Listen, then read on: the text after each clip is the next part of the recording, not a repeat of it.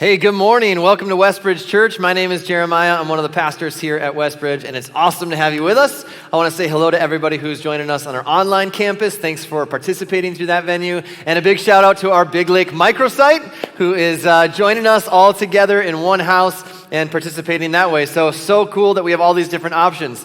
Hey, I also want to just say this before we jump into, I know that the room is starting to fill up, and number one, I'm going to ask you for some grace as we continue to see a lot of new faces. I love that. That's awesome. We want that. But in the meantime, I want you to know we're aware of that. So we're constantly trying to figure out how do we add more chairs in here? How do we direct traffic to make sure that we're continuing to accommodate each other? But in that process, just ask you for grace as we continue to do our part in doing everything we can to make sure that we can accommodate everybody that's coming and wants to come. And as we fill up these services, if we have to add more services, we'll do that. We'll do whatever it takes to accommodate people. So keep bringing your friends, keep inviting, and we'll keep trying our best to make room. But in that process, sometimes there's some tension, so give us some grace in that. All right, we're jumping into a series today called This Beautiful Mess.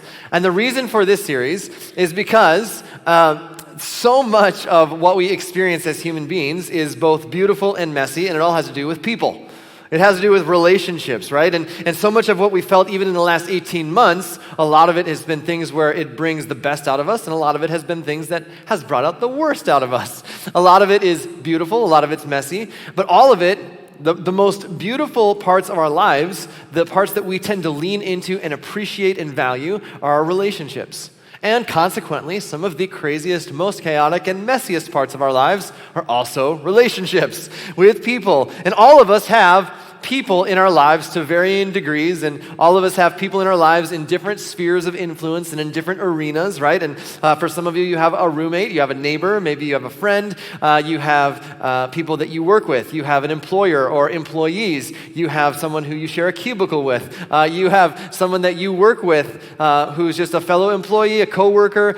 Some of you, not only that, outside of those spheres, maybe you have a spouse or a boyfriend or a girlfriend.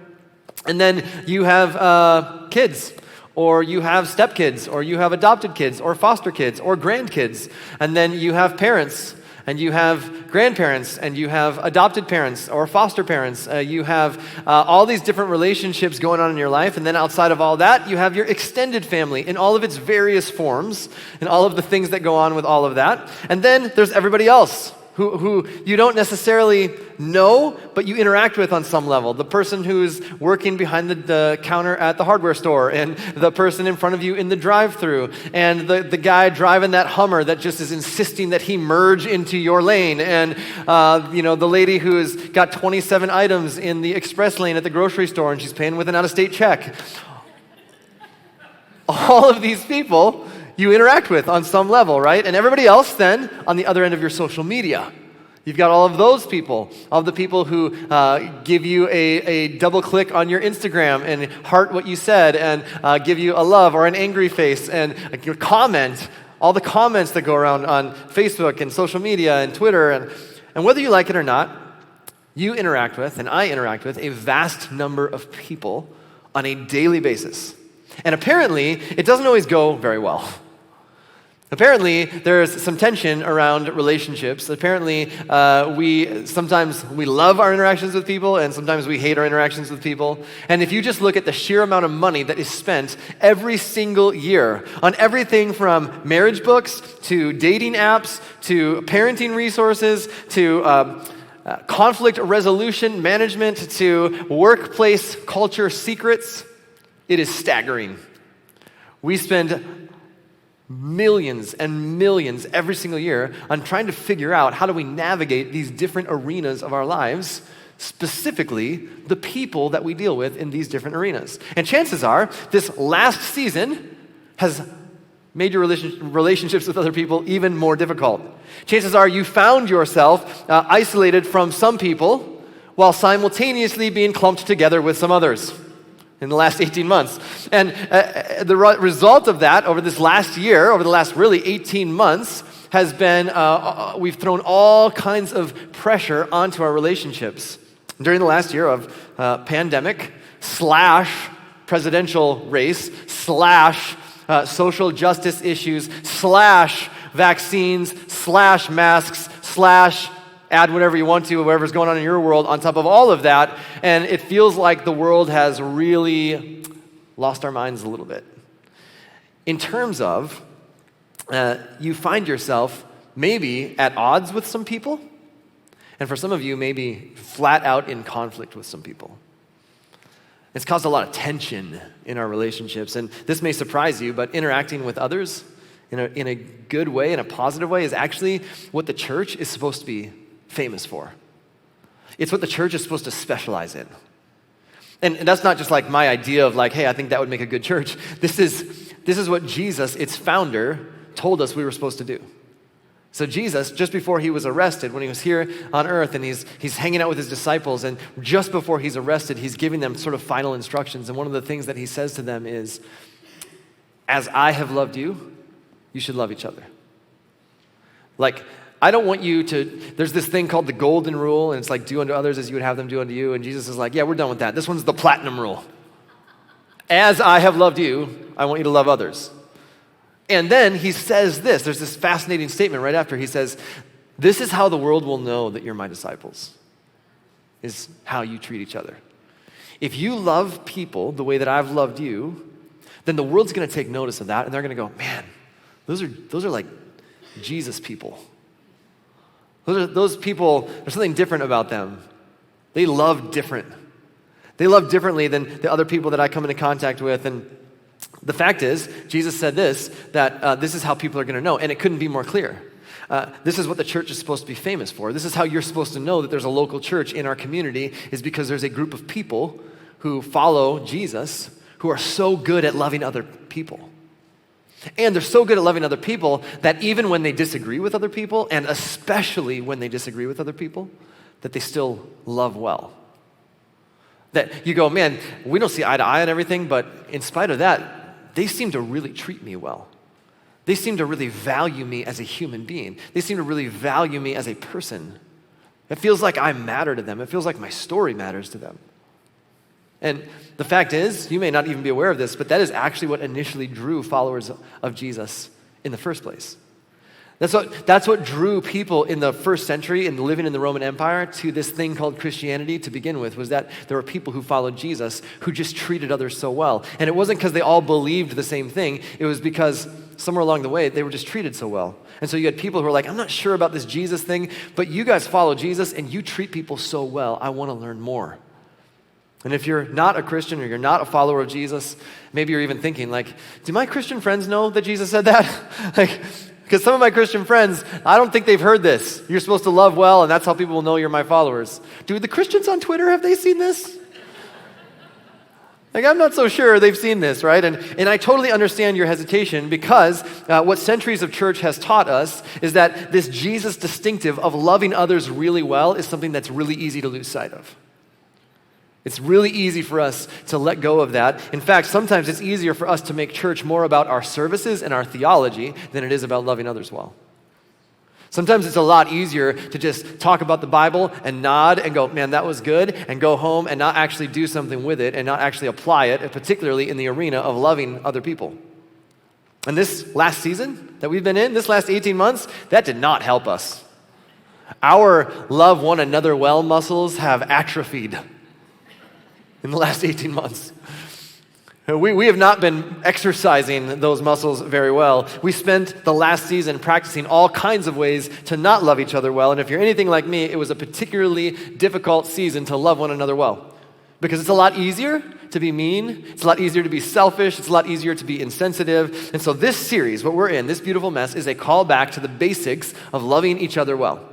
It's a call back to the basics, and I think if we'll do over the next 3 weeks, today, next week, and the 26th, and we're going to wrap up that night with a worship night and baptisms, these 3 weeks, I'm going to ask you to lean in for these 3 weeks, because I think if we will talk about these 3 practices, there's 3 practices over these weeks that if you will start, or maybe even resume, or possibly accelerate these 3 practices, here's what I think could happen. I think that our relationships will be a lot more beautiful and a lot less messy. I think that we could make a difference. And this isn't just for followers of Jesus. If you're not a follower of Jesus, if you're like, I'm not sure where I stand on this whole Jesus thing, We're glad that you're here. We started this for people to find Jesus and to follow Jesus, to discover who Jesus is and how he operates and what he's all about, and hopefully make an impact in your life. But even if you're not there, if you will put these practices into play in your life, in the different arenas of your life, it's going to make your marriage better. It's going to make your parenting better. It's going to make your workplace better, more productive, more friendly. It's going to make your neighborhood a nicer place to live, and it's going to make our community a lot more united if we would all just put these into practice. And for followers of Jesus, particularly, this is extremely important because it's what we're supposed to be known for. It's what Jesus said we're supposed to be famous for. And if we're not careful, we're in danger of losing our opportunity to make Jesus known for what he wants to be known for. And so this command to love others like Jesus should impact the words that we speak to each other. It should impact the conflicts that we have with each other. And it should impact the narratives that we speak about each other. And so today we're going to tackle this first topic of our words. And many of you, I would say probably a lot of us, most of us can probably remember a time when our exchange of words looked very different than it does today. For me, I can remember a day before the internet. How many of you can remember a day before the internet? If you can remember that and you're watching online, ironically, then put an exclamation point in the chat or on Facebook or wherever you happen to be watching from. But I remember when the internet first came into play. I was like 15 years old and I was taking a typing class and I was like, they're like, you can get on this thing. It's called the information superhighway. And nobody's directing traffic on this highway, so you can just jump on there and cruise around. And so I was like, this is awesome. So I hit a button and it was like, and 10 minutes later, I was on the internet. It was amazing. Unbelievable. And it was like a whole world of information. There's so many websites. Not really. And some of you remember that. You're like, I remember. My kids don't remember that. Some of you are from, Gen Z, and you don't remember that. Some of you millennials don't remember that, but I'm old enough to remember that. I'm old enough to remember when the telephone was just a box on my wall. And it was like, there was a very long, coiled up cord so that you could walk anywhere in the house. Like, this was pre-cordless phone, okay? It was just really long corded phone.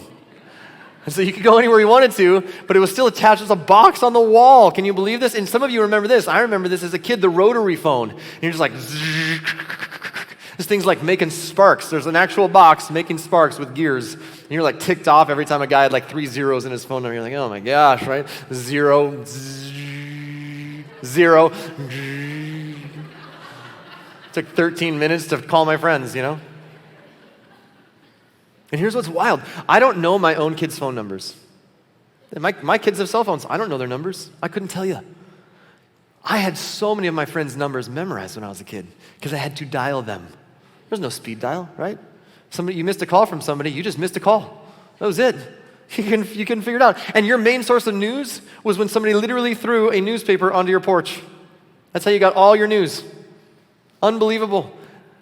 Now, if you're sitting next to someone who's a millennial or Gen Z, just pat them on the shoulder right now. They're having a small panic attack. They're like, I cannot believe this world existed. But here's the reality. The way that we use words over the last 30 years has drastically shifted. Let me give you a couple of truths to consider about our words. Number one, we are using more words than ever before. Now think about this. More words than we've ever used in the past. By a lot. It's not even close. In 2020, it was estimated that people all over the world, on average, sent 306 billion emails, sent 4.5 trillion text messages, and sent 500 million tweets and watched 525 million hours of YouTube per day. You're like, that would be amazing if that was all of 2020. No, that's every day in 2020. Think about that. Every day, that's what we did as a human race. It's estimated that humans around the world globally created 2.5 quintillion bytes of data per day. That's 2.5 times 10 to the 18th power.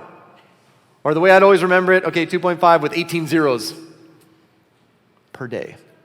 Now, that's crazy. And here's what's so amazing about this. It's growing every year. It's not slowing down. It's not like we're like, whoa, that seems excessive. Maybe we should pull back a bit. Like, we're leaning into that. Like, it's accelerating. And studies show that since the birth of social media, humans exchange more words in that 1 year When social media was born, more words in that 1 year than in all of the other years in human history combined. That's crazy. And it's not slowing down. And we're using more words than we've ever used before. But here's what's really sobering to think about. We are thinking less about our words than ever before. So we're using more words, and we're thinking a lot less about them. When words were more difficult to compose and the interaction took longer, and I had to sit down, or I had to actually dial your number, or I had to, sit down and see you face to face. And my wife and I, when we were dating, I lived in Chicago and she lived here, and we were sending letters in the mail. Like, what? What is that? Who sends letters in the mail? It was more personal, and you spent time formulating your words, and we thought more about our words, and it's the difference between a letter in the mail and sending a text message, right? It's the difference between a face-to-face interaction and the Facebook comment section. And it's nobody's fault, it's just naturally what happens when you live in the age that we live in. It's kind of a byproduct, but we send words out into the world with very little effort and with no direct accountability or feedback, and it's just happening all the time, and we're just sending words all the time. And so we don't feel the weight of our words the way that we used to feel the weight of our words, which is why you've probably sent things in an email or said something in a comment or said something in a tweet or in a text message that you would have never said to somebody face to face. It's why I've seen people talk about each other on social media in ways that I could never imagine them talking to each other if they were sitting in a living room together. We're using more words than ever before, and we're thinking about them less than ever before. And here's why that matters, because a few thousand years ago, there was a guy named Solomon. And the scriptures tell us that God gave him incredible wisdom, and he took his wisdom and he wanted to catalog it for his kids, and he wrote this thing called Proverbs. And in that, here's one of the things that he writes. The tongue has the power of life and death, and those who love it will eat its fruit. The tongue has the power of life and death. Your words have incredible weight. Your words carry the power of life and death. And isn't that true that you can speak and in a moment you can fill someone's heart or you can crush it? That's because your words have the power of life and death. Isn't it true that in just a few sentences you can bolster someone with confidence or you can cripple them with insecurity? Isn't it true that just with a few words you can give someone an incredible sense of self-worth or you can crush them with shame and worthlessness? By our words, we can draw people close and we can push people away. We can bestow dignity or we can bestow degradation. We can surround people with support or we can isolate people with opposition. Your words have the power of life and death. And that's not random. There's a reason for that. And maybe you've never stopped to think about why your words carry so much weight and why they're so powerful.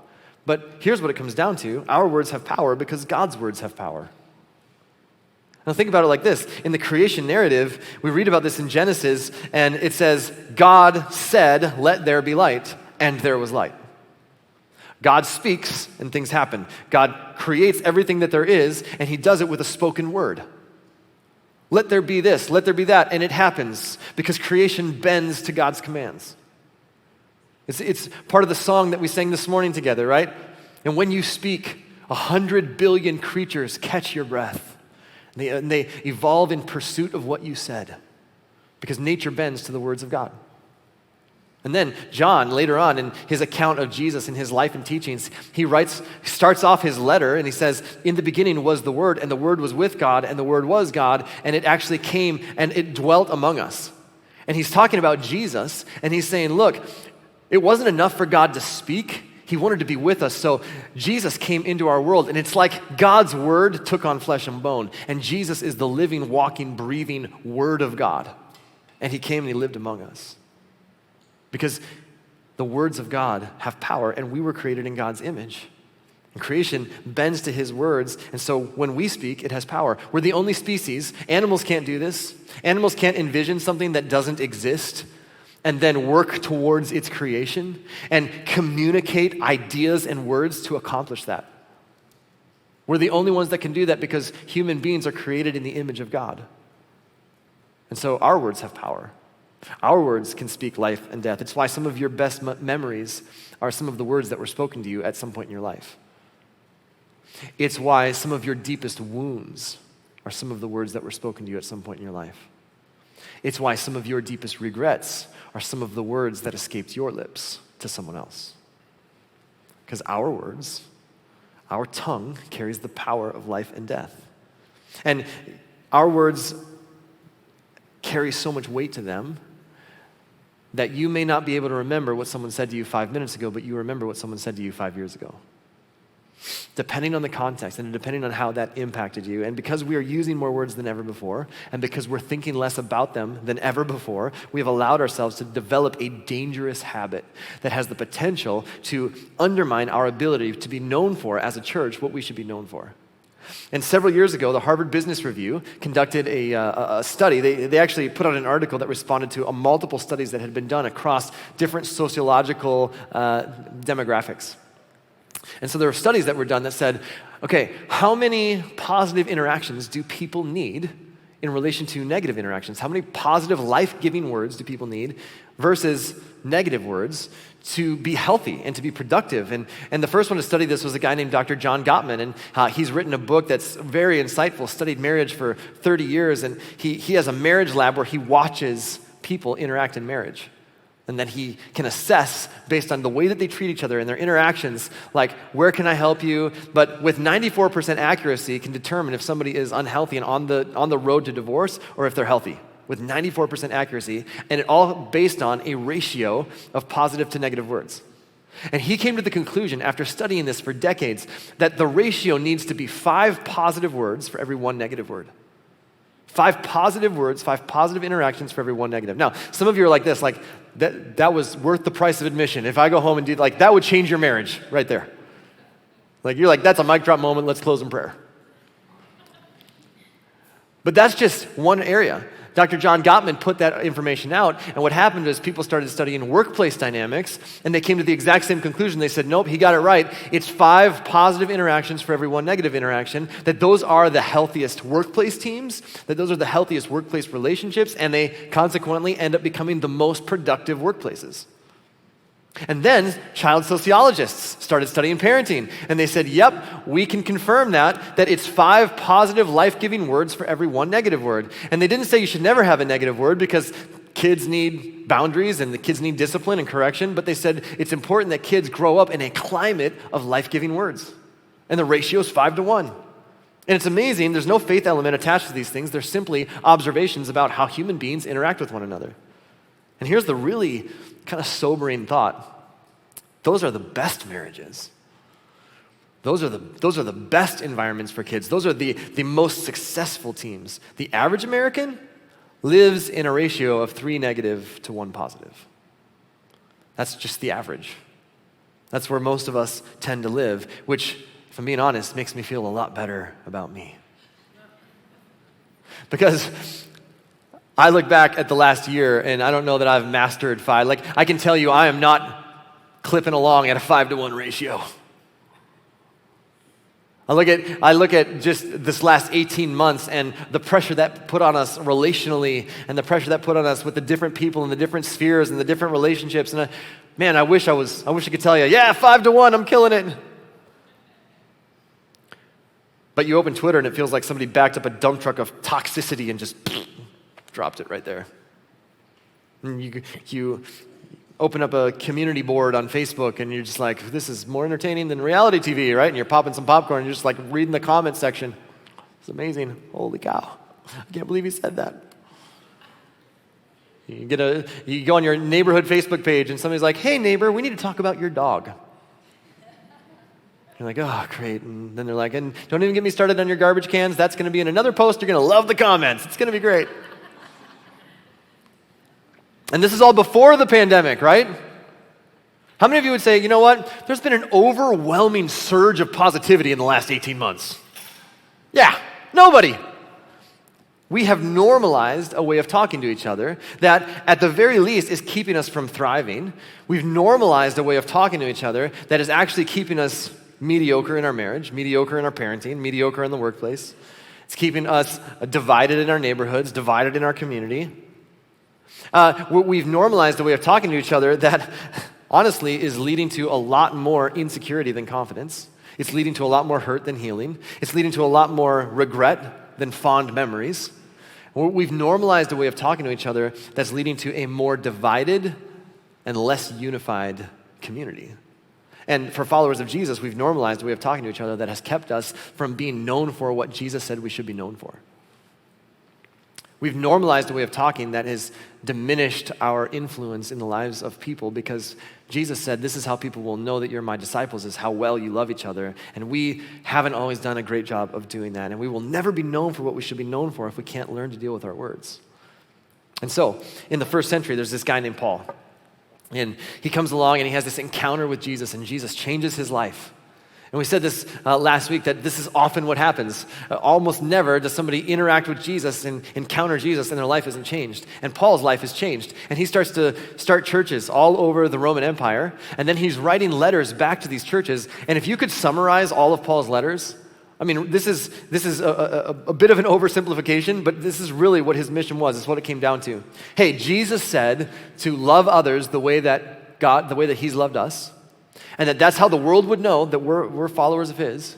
And so we need to love others the way that Jesus has loved us. And so here's what that looks like in your context. That's basically what his letters were. Here's what that means. That one command of Jesus that we're supposed to do really well, here's how you do that. Here's how that affects your behavior. Here's how that affects your relationships and your choices and your words and all these things. And he's writing to a church in Ephesus that he had started, and he writes this: do not let unwholesome talk come out of your mouths, but only what is helpful for building others up according to their needs, that it may benefit those who listen. And there's two categories of words that Paul addresses. And the first he says is unwholesome talk, which translated really means rotting or decaying talk. Don't use words, Paul would say, that get lodged in someone's heart and causes them rot or decay. But instead, and then he contrasts that, and he said, use words that are helpful, use words that build up. Let your words be a building block that become a foundation for other people's lives. And it's interesting, he's talking about a word ratio. He says, don't do this, instead do this. Before anybody who studied it, Paul is talking about a word ratio. And I love it, he doesn't say, don't let any unwholesome talk come to your mind, because that would be impossible, because we all have words that in the heat of the moment come into our mind. Some of them actually get lodged right here. They're in the back of our throat, and they're ready. They're like, say me, we got this. You're like, no, I can't do it. And some of us are like, absolutely. You're like, that was a zinger. That felt amazing. And the contrast, according to Paul, is we actually need to be more intentional about holding back words that are unwholesome, words that cause rot and decay. And on the contrast of that, we actually need to be more intentional about pushing out those words that actually build others up. Because sometimes we also have words and thoughts that come into our mind and we go, should I tell that to that person? Should I say that to that person? And you should. Because it would actually help them. It would encourage them. But you go, that feels too emotional. That feels too mushy. I don't want to be too forward. And Paul goes, look, the stuff that comes into your mind and it's sitting there and it's ready to be launched and you know it's going to cause rot and decay, hold that in. But the stuff that's there that you know can build others up, man, you get that out. You be intentional about encouraging other people. Well, how do we know which is which? Well, Paul says it's according to their needs. Whatever will build them up, which is a little unnatural because when I'm talking, I'm not always thinking about their needs. Thinking about my needs. And when I'm talking, I'm not always thinking about their benefit. I'm thinking about my benefit. And Paul says, look, don't let unwholesome talk come out of your mouth, but rather whatever will build them up according to their needs, that it may benefit those who listen. What if, before I shot off my mouth, and what if, before we open our mouth, before we react, before we respond, what if I just ask this simple question? What words do they need to hear in order to build them up? What words do they need to hear in order to be uplifted? What words do they need to hear in order to be encouraged? What would benefit them? And sometimes you're like, man, the best I can do at this point is holding back the negative. Then hold back the negative. Paul says start there, and it doesn't mean you have to agree on everything. It just means love requires that you ask, what is good for them before you speak? And what if you actually have something good and positive to say? Be intentional and say it. Don't hold that back. We have been given the power of words for not our own benefit, but for the benefit of others. And you have a ratio right now. I have a ratio right now. Every one of us every day has a ratio, and sometimes it changes and shifts, but all of us every day have a ratio of positive words and negative words. And if we just let whatever comes into our minds come firing out of our mouths, I have pretty good research that will back up that we're probably going to live in that 3-to-1 negative versus positive zone. And your life doesn't have to look that way. And if you're a follower of Jesus, your life can't look that way. It just can't, because that is not who we are, because that's not who Jesus is. And if we're marked by Jesus, it starts with our words, and that's not the best for anybody, and it doesn't bring the best out of anybody. And think for just a moment about the words that Jesus uses towards you. If you've had an encounter with Jesus, if you've experienced his grace and his love in your life, what are the words that Jesus speaks towards you? Words of hope, words of grace, words of forgiveness, words of second chances, words of restoration, words of healing, words of love. And we need to have a countercultural filter on our mouths that causes a countercultural reaction in our lives so that we can get busy making the church known for what the church should be known for, how well we love. So, what if we started to change our ratio? What if every single one of us just owned our ratio and said, I'm going to start to change that ratio for my family, for my marriage, for my neighborhood, for my kids' school, for my community, for my workplace. I'm going to start to change that ratio. Let me give you, real quickly, 3 simple filters that can help you do that. Number 1, have I stopped to listen? I think that's a great filter. Before I talk, have I stopped to listen? And I'm convinced that if we would start from a position of listening and learning and trying to understand somebody else's point of view, we would probably do a lot less talking. And even when we do speak, our words would be informed, and we would be able to speak in a way that people would be able to listen. And by the way, that's not my idea. That comes from James, the brother of Jesus, who became a follower of Jesus, and he wrote this: "You must all be quick to listen, slow to speak, and slow to get angry. Human anger does not produce the righteousness God desires." And I sincerely believe that there would be a lot less anger in our world if we would be quick to listen and slow to speak. That if we would take the time to listen and understand where other people are coming from, it doesn't mean we would agree with them, but at least we would see them the way that God sees them. We'd be able to form our response more thoughtfully. So before you say what's burning in your mind to say, have you taken the time to listen where somebody else is coming from? Secondly, are my motives pure? Why do I feel the need to say whatever I'm about to say right now, right? Filtering your words does not mean that you don't speak the truth.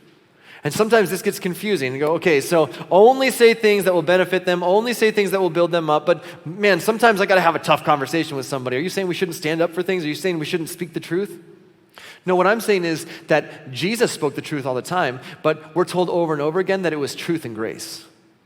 That it was truth and love, that he balanced those things. He spoke the truth, but he spoke grace and truth. And I think far too often, we want to speak the truth because it makes us feel good, and it makes us feel like we took a stand on something, and we end up weaponizing the truth for our own sense of pride.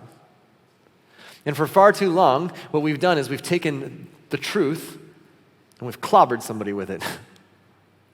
And I can tell you, the scriptures work so much better as a mirror than as a set of binoculars.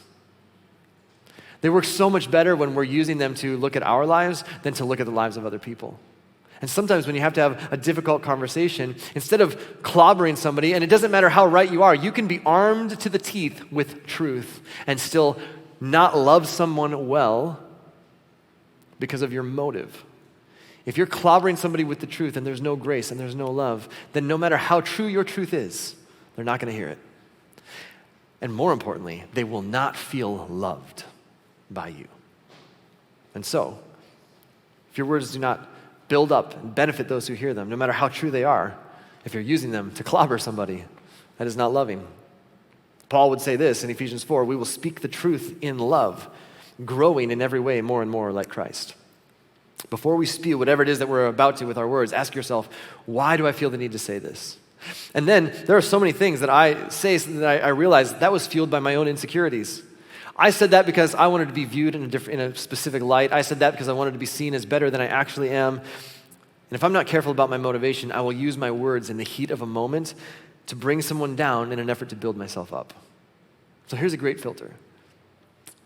What's my motive? Are my motives pure? Have I taken the time to listen? And are my motives pure? And then here's the third one. How's my tone? How's my tone? If you've done those first two and you're ready to speak, sometimes our emotions get the best of us, but we speak the truth in love. We do not speak the truth in sarcasm or in anger or in reaction. And sometimes it's not what you say, but how you say it. In Proverbs, Solomon writes this: a gentle answer deflects anger, but harsh words make tempers flare. The tongue of the wise makes knowledge appealing, but the mouth of the fool belches foolishness. It's such a visual, right? It's like when your kids are at the dinner table and one of them's just like, bleh. And they're always just like, oh, pardon me, right? Or they're like, that was a good one. Okay, that's me. Confession. But what is that? It's like it was there and I just couldn't hold it back. And Solomon says that for people who build up foolish words, it's like it just comes out. It just belches it out. But oftentimes it's not what we say, it's how we say it. It's the tone. And if you have words that you feel need to be said and it will benefit the listener, then spend some time planning how you're going to say it and put your mind in gear before you put your mouth in gear. And here's what I'm going to ask you to consider today as we close. Would you think about all the arenas of your life? Just take a minute and think about this. Workplace, family relationships, extended family relationships, neighborhood association. Those are two different things. You've got marriage relationship with your kids, relationship with extended family. All these different arenas of your life. Now, I'm just going to ask you to pick one. Pick one arena of your life. And now I want you to pick one relationship in that one arena of your life. And here's what I want you to do.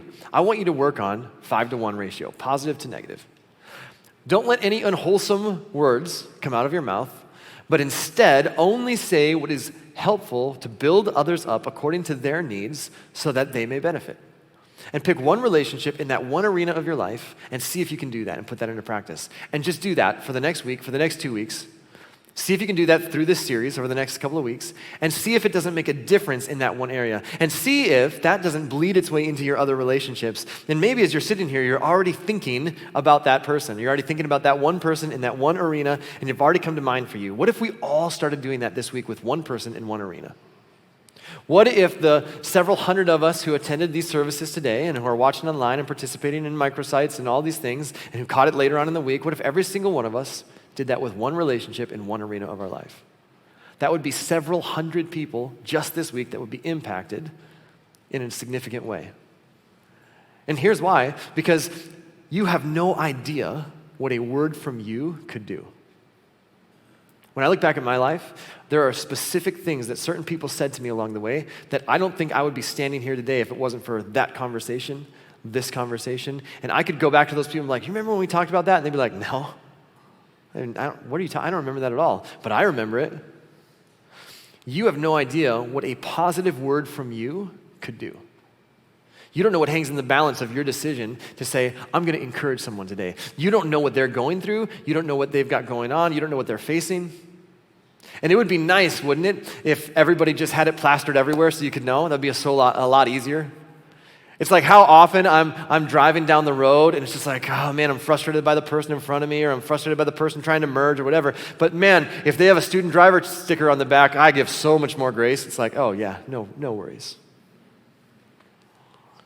What if we all had a student driver sticker on our forehead? It just said, hey, here's what I'm going through right now. We would all show each other a lot more grace with our words, wouldn't we? But you don't know what that person's going through. You don't know what hangs in the balance of a positive word from you. And you may change the trajectory of somebody's life and not even know it. And they might come back 20 years later and go, do you remember when you said that to me? It changed everything for me. And you're like, no, because you don't know what hangs in the balance. You don't know what a word from you could do. Final thought. When we build others up, we point others up. When we build others up, we point others up. This isn't just what successful and positive teams do and relationships look like. This is what God looks like. When God speaks, things come to life. So when we speak as a reflection of who God is, we speak life to people. We point people to the one who speaks life to us. And the people who are followers of Jesus, we are called to be an extension of who God is in our community and in our world. And people who are looking to discover what God is like should discover what God is like through their encounters with us, through their interactions with us. So let's use words as followers of Jesus to accurately reflect the love of our Heavenly Father who spoke words of life into us. And for those of you who are here in the room, those of you who are watching online, checking it out later this week, Maybe you'd say this, you know what, I've never said yes to Jesus. Well, here's what you need to know. God wasn't content to simply speak words of life and bring you to life. God also wanted to share in life with you. At the right time in human history, all of us have experienced brokenness between us and God, brokenness between us and each other. It's why everything is both beautiful and messy, and it's this contrast, and it's this paradox, and it's why everything is the way that it is. There's so much brokenness in our world, and yet, in the midst of so much brokenness, we experience so much beauty, and we experience so much good. And so, God said, you know what, I'm not content to just speak words of life and allow people to live and come to life, but I actually want to be with them. And so the scriptures tell us at the right time in human history, God sent Jesus into the world. The Word became flesh and lived among us. And he experienced what we experienced, and he shared in our lives and shared in our love, and then showed us what God is like and allowed himself to be put to death. And in his final words, as he was dying, his final dying words were, "Father, forgive them." Even in his last words, he's pointing us to the God who created you and who loves you and wants to forgive you of anything in your past and help restore any brokenness that you've experienced. And then, according to multiple eyewitnesses, he rose from the dead. And that means death is not the end. There's more to this life than this life, and you and I have been invited to be a part of God's family. And if you've never said yes to that invitation, I want to invite you.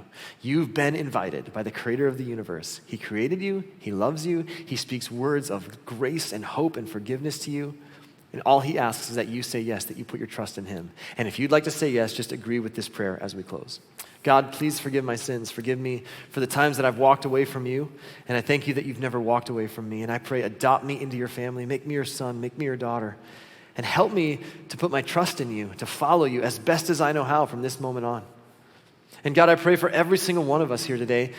We all have so many people that we interact with in so many different ways.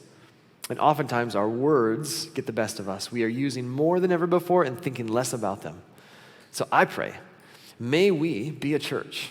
May we be individuals collectively who make up the church. May we be a group of people who love as Jesus has loved us. And may we think through our tone and our motives. May we learn to listen and understand before we speak. May we be quick to listen, slow to speak, slow to respond. And in doing that, may we be a reflection of the one who has loved us so well. May we love others as you have loved us. In Jesus' name, amen.